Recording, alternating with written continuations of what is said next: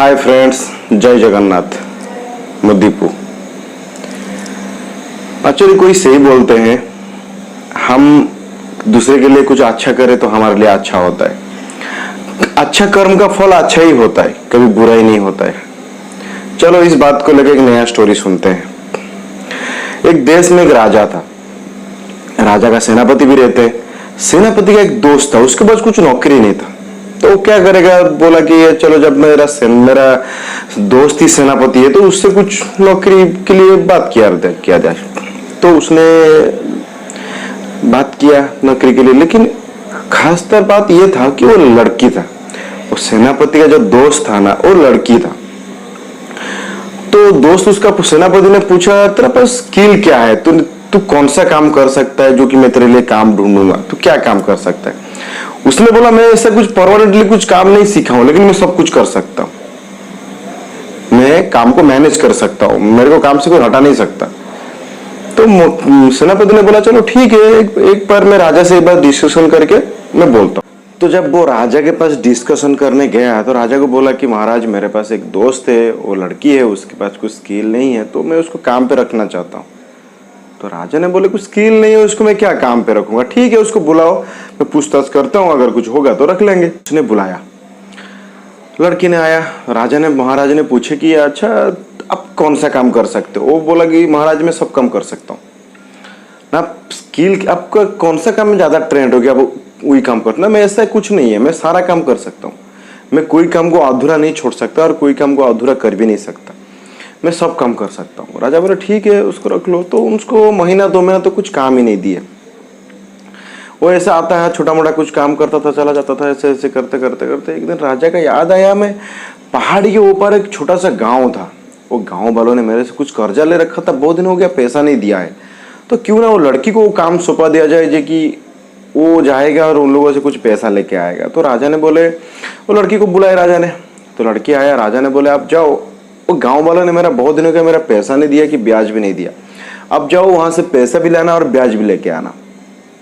लड़की बोला, ठीक है मैं जाता हूँ। लड़की जाने के टाइम में महाराज को बोला, महाराज मैं इतना दूर जाऊंगा तो आपके लिए क्या लेके आऊंगा। तो महाराज हंस पड़े उसके बात सुन के, बोले नहीं नहीं मुझे कुछ नहीं चाहिए, आप जाओ ना। नहीं नहीं महाराज, आपको कुछ तो बोलना पड़ेगा कि मैं आपके लिए क्या लेके आऊँ। आप मुझे पहले काम दिए, मैं आपके लिए क्या लेके आऊंगा, आपको खुश लगेगा। महाराज बोले, नहीं मुझे ऐसा कुछ तो चाहिए नहीं, लेकिन एक काम करो, आप पूरा राजमहल घूम लो, मेरा पूरा राजमहल घूम लो, देखो उसमें कौन सा चीज का कमी है, अब मेरे लिए वही चीज लेते आना। लड़की ने पूरा राजमहल घूम लिया और अपने दिमाग में सेट कर लिया कि नहीं, महाराज ने बोले जो राजमहल में नहीं है मुझे वही चीज ही लाना है। लड़की इतना सोचा और निकल पड़ा। जब वहां गांव में पहुंचा और गांव में जाके अपना पेपर निकाला और सबको बोला कि आपके पास, सबको लाइन में खड़ा कर दिया गांव वालों को। बोला, आपके पास इतना इतना पैसा है सबको देने के लिए, आप महाराज से कर्ज लिए थे तो आपको इतना देना पड़ेगा। गांव वालों का आंखें नम हो गया, सब रोने लगे, सब पाँव पर पड़ने लगे, सब गिड़गिड़ाने लगे। बोले, हमारे पास देने के लिए कुछ नहीं है, इस बार खेती भी अच्छा नहीं हुआ और हम लोग इतना गरीब हैं कि हमारे पास 2 मुठ्ठा खाने के लिए भी सामान नहीं है, हम क्या दे सकते हैं, हमारे पास कुछ नहीं है, लेना है तो हमारा जान ले लीजिए। इतना बात सुन के वो लड़की जो पैसा लेने गया था उसका आंखें भी भर आया। उसने किया और पेपर को जला दिया। बोला, जाओ मैं पेपर जला दिया, आपका कर्जा माफ कर दिया। जैसे ऐसा बोला तो गांव वालों ने चौंक गया, नहीं नहीं राजा ऐसा नहीं कर सकते, कर्जा माफ कैसे करना। हाँ, वो लड़की बोला, राजा की तरफ से मैं बोल रहा हूँ आपका कर्जा माफ हो गया। ये पेपर में जो आपको अंगूठा लगा है और आप कितना पैसा लाए हैं जो इसमें लिखा हुआ है, मैं पेपर ही जला दिया ना, आप डॉक्यूमेंट ही कुछ नहीं है तो आपसे कौन मांगने आएगा। तो वो बहुत खुश हुए, गांव बोले बहुत खुश है। बोले कि ठीक है, इतना खुश होने के बाद बोले ठीक है, बदले में राजा को हमारे प्यार, हमारा आशीर्वाद, हमारा दुख भरा कहानी ये सब सुनाए और राजा को बोले ये सब हमारे लिए राजा को भेंट दे देना। हमारा इतना प्यार, इतना मोहब्बत और हमारा इतना आशीर्वाद, जो अपना बिना आशीर्वाद का हम लोग कुछ कर ही नहीं सकता, ये सब प्यार भरा राजा के लिए भेंट दिए।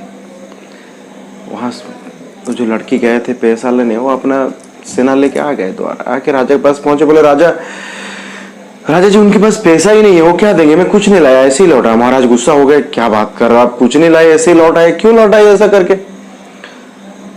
तो उन्हें वो लड़की ने उनका दुख भरा कहानी सुनाया, महाराज उनके पास कुछ नहीं है, इस बार खेती भी अच्छा नहीं हुआ, तो लोग ने खाने के लिए उनके पास दो पैसा भी नहीं है, तो मैं उनको कर्जा माफ कर दिया और वो लोग बदले में अपना प्यार मोहब्बत आपके लिए भेंट दिए हैं। राजा जैसे बस सुने तो खुश हो गए, बोले ठीक है, ऐसा बोल के लड़की को बोला आप जाओ। तो राजा ने बात कुछ बोले नहीं, बस इतना बोल के बोले आप जाओ, वो लड़की चला गया। बहुत दिन बाद वो उस राज्य का, दूसरा राज्य का महाराज लोग 3-4 महाराज मिलके वो राज्य पर आक्रमण करने लगे। तो अचानक आक्रमण करेंगे, राजा भी उस पर तैयार नहीं थे, तो अचानक आक्रमण करके राजा को अपना जान बचा के भागना पड़ा। तो जो लड़की था उसने राजा को एक सलाह दिया, बोला महाराज आप अगर वो पहाड़ी के ऊपर वो छोटे से गांव में जाके छुपेंगे तो आपका जान बच सकता है, नहीं तो नहीं, आप नहीं बचेंगे, आपको मार डालेंगे वो लोग। महाराज बोले अरे यार मैं वो गांव में, छोटा सा गांव में, जिसमें मैं कैसे रहूंगा। तो लड़की ने बोला आप वो चिंता मत करिए, आपको बस वो गांव में जाना है, छुपना है, आपका सारा बंदोबस्त मैं कर दूंगा। लड़के ने गांव वालों के पास खबर दिया और बोला कि महाराज कुछ दिन बाद महाराज आपके पास आएंगे और आप सब व्यवस्थित कर दीजिए। वो गांव वाले ने महाराज के लिए अपने घर बना दिए, रहने के लिए, खाने के लिए, अपना खाने से भी सब कुछ थोड़ा थोड़ा करके महाराज के लिए रख दिए। बहुत कुछ करने बाद महाराज को अपने पास ले लिया और महाराज वो गांव में सही सलामत पहुंच गए। जब वो गांव में आक्रमण करने के लिए दूसरे सैनिक गए तो गांव वालों ने अपने जान देके महाराज को बचाए। जब महाराज का स्थिति सब सही होने लगा, अपने थोड़ा ताकत आने लगा, अपना सेना थोड़ा सुदृढ़ होने लगा, तब जाके महाराज गांव से निकले, फिर दोबारा अपना साम्राज्य में लौट आए।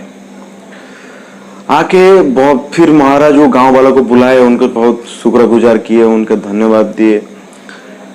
तो उसने क्या हुआ, ये बात से आपको कुछ सीखने को मिलेगा।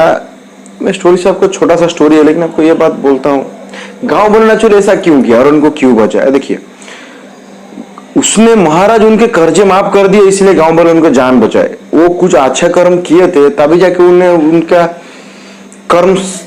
उनके कर्म ही उनको बचाया, नहीं तो बच नहीं सकते तो मर जाते ना। अभी मान लो गांव से वो कर्जा लेते और उनके ऊपर जुल्म करते तो गांव वाले उनको रखते ही नहीं, मार देते, बोलते नहीं ऐसा महाराज चाहिए नहीं, मर जाए चलेगा।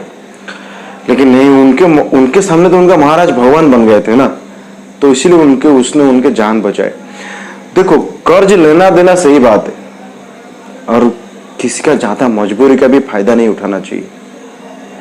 हमने ज्यादातर क्या करते हैं, अगर किसी को कुछ देते हैं और वो टाइम पे नहीं दे पाता, हम लोग उसको जुल्म करते हैं, पंचायत पे खड़ा कर देते हैं, उनके नाम में केस कर देते हैं, बहुत कुछ करते हैं। अरे देखो सबका मजबूरी होता है, जिंदगी है भाई, आज जिएंगे कल क्या होगा नहीं मालूम। चलो आप भी मेहनत करके पैसे, आप माफ नहीं कर सकोगे, कुछ टाइम तो दे सकोगे, लेकिन आज का डेट में सब होना बहुत मुश्किल है। आई होप आपको मेरा स्टोरी सही लगे तो लाइक करें, शेयर करें, कमेंट करें। जय जगन्नाथ।